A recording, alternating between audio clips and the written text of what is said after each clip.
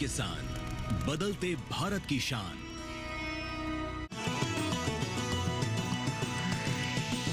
DD किसान, बदलते भारत की शान।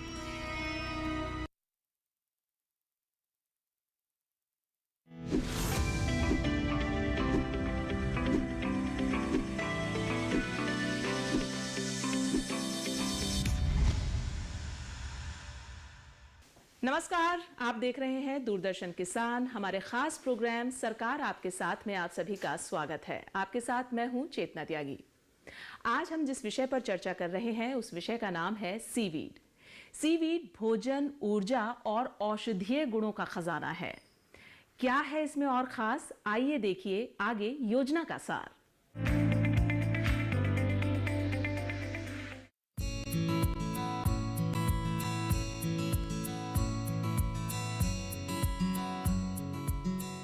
समुद्री शैवाल मुख्य रूप से समुद्री पौधों और शैवाल की अनगिनत प्रजातियों का नाम है। इस तरह के शैवाल समुद्र के साथ साथ नदियों, झीलों और दूसरे जल निकायों में उगते हैं। ये भोजन, ऊर्जा, रसायन और दवाओं का नया स्रोत है।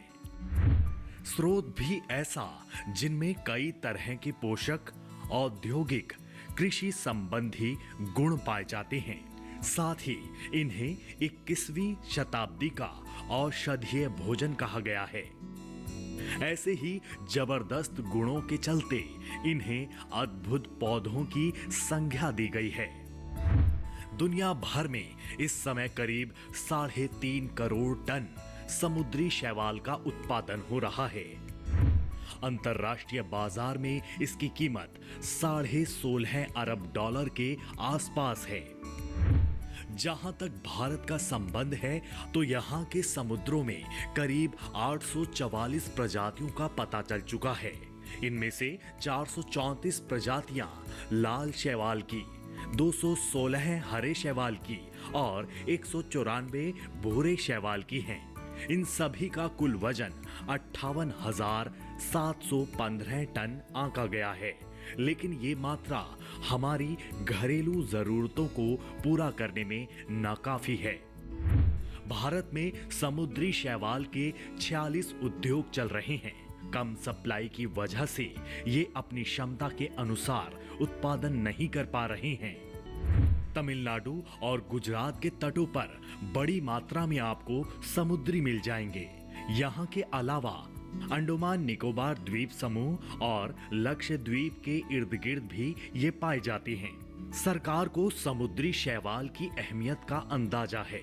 उसका कहना है कि सीवीड फार्मिंग उभरता हुआ सेक्टर है जिसमें तटीय समुदायों के लोगों के जीवन में बदलाव लाने की क्षमता है और बड़े पैमाने पर रोजगार प्रदान करने की भी। इसी को देखते हुए तमिलनाडु में सीवीड पार्क बनाया जा रहा है। 2021-22 के बजट भाषण में इस पार्क की घोषणा की गई थी। भारत में 22 लाख वर्ग किलोमीटर विशिष्ट आर्थिक क्षेत्र है और महाद्वीपों से लगी 0.53 वर्ग किलोमीटर लंबी जल सीमा। इनमें समुद्री शैवाल उत्पादन और स्वदेशी सीवीड आधारित उद्योगों के लिए अपार संभावनाएं मौजूद हैं। ये उद्योग मूल्यवर्धक उत्पाद, पौष्टिक औषधि, जैविक ईंधन और जैविक प्लास्टिक का विकास कर सकते हैं। इसके अलावा समुद्री शैवाल फार्मिंग 1.5 करोड़ लोगों को वैकल्पिक रोजगार प्रदान करने की भी क्षमता रखता है।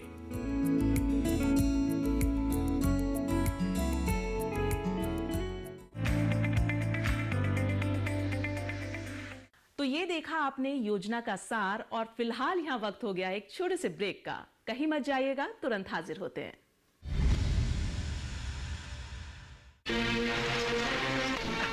मर्डर। कल तक मेरा एक बेटा था, ममता, आज 2 हो गए। प्रेम, ईर्ष्या और मानवीय संवेदनाओं की कहानी है फिल्म धर्म संकट। जहाँ तक भाग सकती है भाग। इसे कहते हैं नैले पे दैला। मास्टर की लाश को पहले किसने देखा? 90 के दशक की एक्शन ड्रामा फिल्म धर्म संकट। देखते हैं मैदान छोड़ के कौन भागता है। जिसमें नजर आएंगे विनोद खन्ना, साहिला चड्ढा, अमरीश पुरी, दारा सिंह, राज बब्बर, अमृता सिंह, रोहिणी हतंगड़ी जैसे स्टार कास्ट।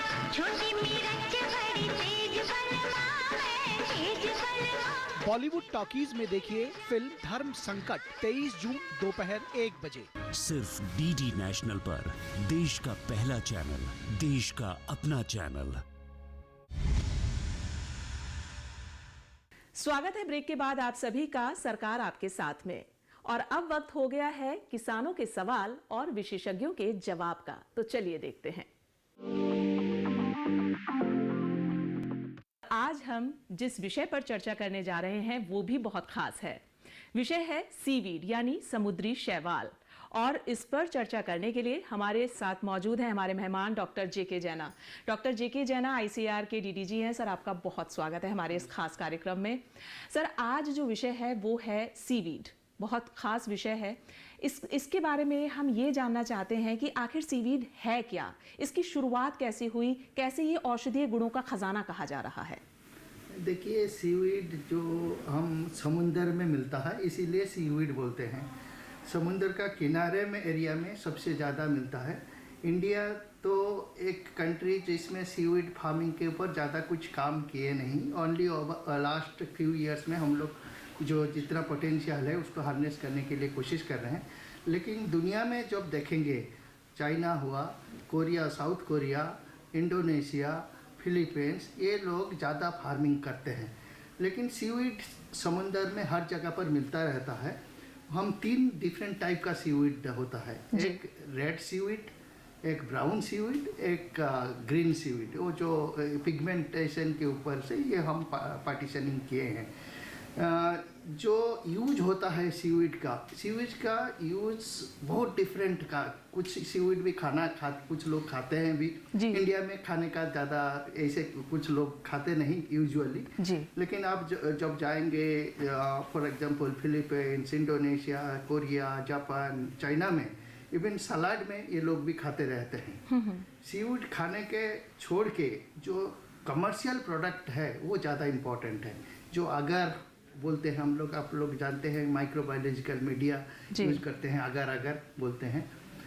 अल्जीन और एक कमर्शियल प्रोडक्ट है, काराजिनान अदर प्रोडक्ट है। ये सब प्रोडक्ट जो इंडस्ट्रियल प्रोडक्ट है वो उसका यूज जैसे टूथपेस्ट हुआ या शैम्पू हुआ या फार्मास्यूटिकल यूज हुआ, बेवरेजेस में, डायरी इंडस्ट्री में, ये सब का कमर्शियल यूज होता है।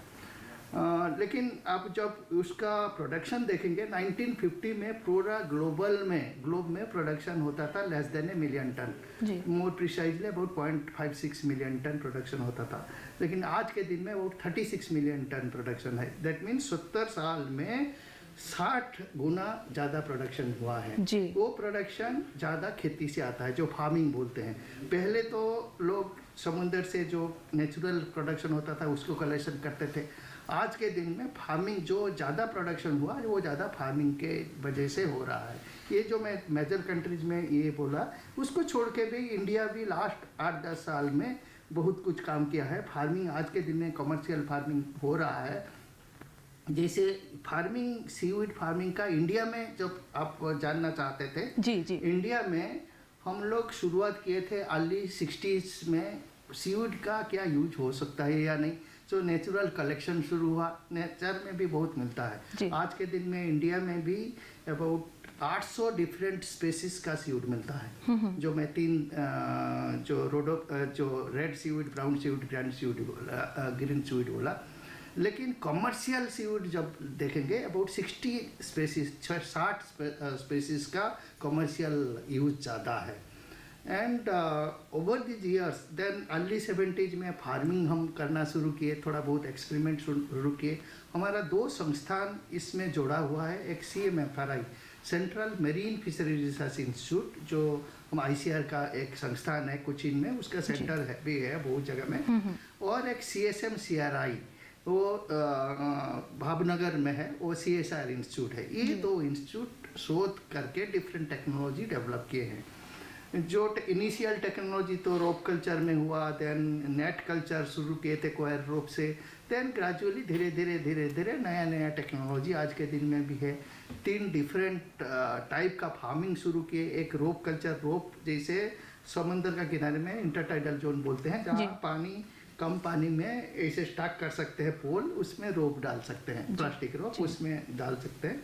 और राफ्ट बोलते हैं हम, जैसे 4 बाम्बू लेंगे 10-12 फीट का, एंड 4 बांध के इसमें रस्सी दिया जा सकता है, इसमें हम भी फार्मिंग करते हैं। एंड वही रस्सी के अंदर में छोटा छोटा फ्रैगमेंट हम डाल देते हैं, अबाउट 15 सेंटीमीटर का डिफरेंस में। एंड जो फार्मिंग होता है about 45 days to 60 days farming होता है। तो फॉर एग्जांपल एक राफ्ट 12 फीट बाई 12 फीट में जितना आप डालेंगे 45 डेज में एक हार्वेस्ट करते हैं, तो 4 क्रॉप हम एक साल में ले सकते हैं। यानी 4 जो इसकी क्रॉप है वो एक साल में ली जा सकती हैं। जरूर। और जैसे छोड़ सकते हैं हम पूरा जो रेनी सीजन को में तो होगा नहीं, क्योंकि इन्फ्लक्स ज्यादा रहता है, बिल्कुल उसको छोड़ के भी 4 क्रॉप्स कम से कम ले सकते हैं। और जैसे अन्य जल कृषि की जाती है, तो क्या इसको भी उसी तरह उगाया जा सकता है? वही मैं बोल रहा हूँ, आज के दिन में ज्यादा से ज्यादा फार्मिंग जो है, ज्यादा से ज्यादा जो प्रोडक्शन है वो फार्मिंग से आ रहा है दुनिया में। इंडिया में भी हम लोग जो हमारा जो यूटिलाइजेशन है अबाउट 20,000 टन हम नेचुरल कलेक्शन करते हैं ji. But farming over the years, last few years में फार्मिंग बहुत जगह पर शुरू हुआ है। सबसे ज्यादा पोटेंशियल प्लेस जो है तमिलनाडु में है, क्योंकि जो gulf of Mannar, gulf of पक बे में एरिया में, गल्फ ऑफ कच्छ, गुजरात में, और जितना कोस्टल एरियाज में कुछ एरिया जो पोटेंशियल एरियाज है, हमारा संस्थान भी कुछ 2 साल पहले पोटेंशियल एरिया कहाँ सीवीड फार्मिंग हो सकता है जी, वो भी असेसमेंट किए हैं। क्योंकि कोस्टल एरिया में हो सकता है, हम सिर्फ 1 किलोमीटर डिस्टेंस को लेके कहाँ का पोटेंशियल एरिया एस्टिमेट करके देखे हैं। अबाउट 24,000 हेक्टेयर एरिया में हम शुरुआत कर सकते हैं जो सीवीड फार्मिंग इंडिया में। एंड आज के दिन में हम ट्रेनिंग कर रहे हैं, डेमोन्स्ट्रेशन कर रहे हैं डिफरेंट जगह से भी। हमारा जो CSR institute, CSMCRI and CMFRI institute दोनों। जी सर, यहाँ पर आपसे ये भी जानना चाहेंगे कि सीवीड को निकालने का तरीका क्या है? सरकार इसकी अनुमति दे रही है? नहीं, जो नेचुरल बेड है जी, जैसे मैं बोल रहा था कि पक बे में है या जो गल्फ ऑफ मन्नार में है, गल्फ ऑफ कच्छ में है, वहाँ नेचुरल बेड में है। रॉकी एरियाज में, सैंडी एरियाज में, कुछ एरिया में नेचुरल कलेक्शन होता है। फॉर एग्जांपल जैसे मैं तमिलनाडु में बोल रहा था, देयर आर फ्यू सीवीड्स, हम बोलते हैं ब्राउन सीवीड का, टर्बिनेरिया सर्गसम, ये अबंडेंट नंबर क्वांटिटी में है जो नेचुरल जस्ट कलेक्शन करते हैं। कुछ रेड सीवीड जो यूटिलाइज होता है हमारा, जो ग्रेसिलेरिया, जेलिडियला, वो भी हार्वेस्ट करते हैं। डिफरेंट जगह पर डिफरेंट सीवीड होता है। फॉर एग्जाम्पल जैसे चिल्का लेक उड़ीसा में, जहाँ सेलिनिटी कम होता है, सेलिनिटी कम होने से वहाँ एक डिफरेंट टाइप का सीवीड है, हम बोलते हैं ग्रेसिलेरिया वेरिकोसा। तो ये सब तो कलेक्शन, नेचुरल कलेक्शन कर लेते हैं। लेकिन आज के दिन में जितना डिमांड है नेचुरल कलेक्शन से, तो वो मीट होगा नहीं, तो फार्मिंग होना जरूरी है। तो वही फार्मिंग जो मैं बोल रहा था कि वही जो राफ्ट कल्चर में, रोप कल्चर में या नेट, यानी फार्मिंग से उसका उत्पादन और बढ़ेगा। यही। और भविष्य में क्या देखा जाए इसके उत्पादन के बारे में? जिस तरीके से फार्मिंग के बारे में आप बता रहे हैं, तो भविष्य में कितना उत्पादन इसका देखा जा सकता है? देखिए, पोटेंशियल खास तौर पर हमारे भारत में पोटेंशियल तो बहुत है जी। जस्ट शुरुआत हम जितना एरिया हम आइडेंटिफाई किए हैं कोस्टल एरियाज में, जो 24,000 हेक्टेयर में, इतना एरिया को हम पूरा यूटिलाइज करते हैं, कम से कम हम 2 मिलियन टन प्रोडक्शन करेंगे। लेकिन हम सिर्फ कोस्टल एरिया नहीं, हम थोड़ा डीपर वाटर को भी जा सकते हैं जी। डीपर वाटर में the quality of produce will be still better. But मैं कोस्टल एरिया के ऊपर ज़्यादा फोकस क्यों कर रहा हूँ? हमारा जो खेती करेंगे, फिशरमैन है, उनका बेटर इजी ऑपरेशन के लिए कोस्टल एरिया इजी है, इसीलिए कोस्टल एरिया से शुरुआत कर सकते हैं। आज के दिन में हमारा जो potential species, farming potential species है, आज के दिन में जो फार्मिंग हो रहा है, एक स्पेसिस कापाफाइकस हम बोलते हैं, कापाफाइकस अल्बरेजी, वो एक एक्सोटिक स्पेसिस है। वो सब आज के दिन में सबसे ज़्यादा फार्मिंग का कर रहे हैं, क्योंकि डिमांड है, मार्केट डिमांड ज़्यादा है। उसके अलावा भी कुछ इंडिजिनस स्पेसिस है, हम ग्रासिलेरिया बोलते हैं, ग्रासिलेरिया और जेलिडियला, ये 2 स्पेसिस है जो हम यूज करते हैं। ग्रासिलरिया एडुलिस सबसे ज़्यादा इम्पोर्टेंट है। ऐसे कुछ स्पेसीज है जो हमारा कमर्शियल इम्पोर्टेंस ज़्यादा है, जो इंडस्ट्री चाहता है। आज के दिन में मार्केटिंग का इशू नहीं है, जितना भी प्रोड्यूस करेंगे मार्केट है। हमारा इंडस्ट्री चाहते हैं कि हम हमारा यानी अगर इसका उत्पादन बढ़ता है तो मार्केटिंग भी इसके लिए पूरी तरीके से फैली हुई है। जी, आज के दिन में हम जितना हमारा कंट्री के लिए चाहिए सीवीड का जो रॉ मटेरियल, हम सिर्फ अबाउट 30% ही हमारा अपना सोर्स से यूज करते हैं। रेस्ट अमाउंट हम इंपोर्ट करते हैं दूसरा कंट्री से। तो definitely it has got a huge potential. आपने बताया कि जैसे भोजन में भी इसका कई जगह इस्तेमाल होता है, तो इसके औषधीय गुण क्या है, किस तरीके से ये फायदा पहुंचाता है? देखिए, it can be used as a vegetable raw के, जैसे जापान कोरिया जैसे कंट्री में सलाद में खाते हैं, रॉ खाते हैं जी। जहाँ और कुछ जापानीज डिश होता है, फॉर एग्जांपल जो बोलते हैं नोरी है, ऐसे कुछ प्रोडक्ट है जो कुछ सीवीड को यूज करते हैं। लेकिन इंडिया में हम लोग रॉ बहुत कम खाते हैं। देयर आर 1-2 सीवीड, जो दो तीन सीवीड है, जो एक कॉलोरिपा नाम का एक सीवीड है, जो अंगूर जैसे है, वो छोटा छोटा ग्रीन अंगूर जैसे ही दिखता है, उसको हम सलाद में खा सकते हैं। लेकिन ज़्यादा इंडिया में इसका रॉ खाने के लिए आज के दिन में नहीं है। लेकिन जो आप पूछे कि औषधीय गुण, वो एक है फूड सलाद में यूज कर सकते हैं, एक फोडर भी यूज हो सकता है जो आपका एनिमल को, कैटल को खिला सकते हैं। लेकिन औषधीय गुण बहुत है, जो हम बोलते हैं इसको बायोएक्टिव कंपाउंड्स। हम लोग इसका बायोएक्टिव कंपाउंड एक्सट्रैक्ट करके कुछ दवाई न्यूट्रिशिटिकल बनाए हैं, जो एंटी आर्थराइटिस, जो आर्थराइटिस की परेशानी, ओबेसिटी के अगेंस्ट में, या डायबिटीज के अगेंस्ट में, एंटी हाइपोथायराइड में, या कुछ जैसे एंटीऑक्सीडेंट के हिसाब से ये कुछ प्रोडक्ट हम लोग भी प्रोड्यूस किए हैं, जिसको सिर्फ हम इसको प्रोड्यूस नहीं किए और टेक्नोलॉजी डेवलप नहीं किए हैं, उसको पेटेंट भी किए हैं एंड कमर्शियलाइज किए हैं। तो आज के दिन में यही जितना मैं बोल रहा हूँ वो न्यूट्रिशिटिकल कमर्शियली अवेलेबल भी है। यानी दवाइयों के रूप में भी इसका उपयोग किया जा रहा है, कर सकते हैं जी। और इसके छोड़ के भी आज के दिन में कुछ सीवीड प्रोडक्ट है, जैसे बिस्किट्स में, या योगर्ट में, या न्यूट्री ड्रिंक में, ये सब भी यूज होके टेक्नोलॉजी हमारे पास अवेलेबल है, जो कमर्शियलाइज की हैं। कुछ कमर्शियल इंडस्ट्री इसको भी प्रोड्यूस कर रहे हैं। तो क्या ये बच्चों के लिए भी फायदेमंद है? ऐसे कुछ नहीं है, इसका कुछ कुछ तो मैं नहीं बोलूँगा, इसका कुछ हेल्थ का अगेंस्ट में कुछ है। तो ऐसे नहीं है कि ओनली एडल्ट लोग यूज कर सकते हैं, चिल्ड्रन भी यूज करते हैं, बूढ़े भी यूज कर सकते हैं, सब यूज कर सकते हैं। ऐसे कुछ नहीं है। सर, सुनने में ये आया है कि इसको सीवीड को खाद बनाने के लिए भी इस्तेमाल किया जाता है, उसके बारे में आप क्या जानकारी देंगे? देखेंगे, ट्रेडिशनली जहाँ जहाँ कोस्टल एरियाज में ट्रेडिशनली लोग सीवीड को ला के खाद यूज कर रहे हैं, वो जैसे सब्जी हुआ ये से यूज कर रहे हैं। लेकिन आज के दिन में टेकिंग फ्रॉम कोस्ट एरिया, यहाँ से कोस्ट एरिया से इतना बल्क क्वांटिटी लेके बाहर दूर तो नहीं जा सकते जी। तो कुछ ऐसे प्रोडक्ट जो हम बोलते हैं बायोस्टिमुलेंट, जैसे CSMCRI, just for example CSMCRI has developed A biostimulant जो फोलियर स्प्रे के यूज हो सकता है, जैसे राइस हुआ, मेज हुआ, कुछ वेजिटेबल हुआ, पोटैटो हुआ, जिसमें आप स्प्रे करने से, फोलियर स्प्रे करने से देखा गया है कम से कम 15 से 20% प्रोडक्टिविटी इंक्रीज होता है। तो इसका यूज एक फोलियर स्प्रे हिसाब से भी यूज कर सकते हैं, या एक मैन्योर के हिसाब से भी यूज कर सकते हैं। जहाँ क्वांटिटी अवेलेबल है कोस्टल एरियाज में, वहाँ आप इसमें भी यूज कर सकते हैं। एंड जो मैं बोल रहा था, फोडर के हिसाब से भी यूज कर सकते हैं, कैटल हुआ, अदर एनिमल्स के लिए भी यूज कर सकते हैं। मतलब ये हर तरीके से इस्तेमाल में आ सकता है। लेकिन डॉक्टर JK जैना, ये एक तरीके की खरपतवार है, तो जहाँ ये होती है तो क्या ये अन्य निवासियों को कुछ नुकसान पहुँचाती है? नहीं, ऐसे कुछ नहीं। ये जो शैवाल बोले, it is just like any plants in the land. Land में जैसे आपका कोई पेड़ पौधा है, जी। ये समुद्र का पौधा है जी। लेकिन इसकी ओनली डिफरेंस क्या है, जो पौधा में आपका क्या होता है, रूट होता है, स्टेम होता है, लीफ होता है। इसका कुछ क्लियर कट नहीं है, कौन सा लीफ है, क्या कौन सा स्टेम है, कौन सा रूट है, उसको हम थालास बोलते हैं।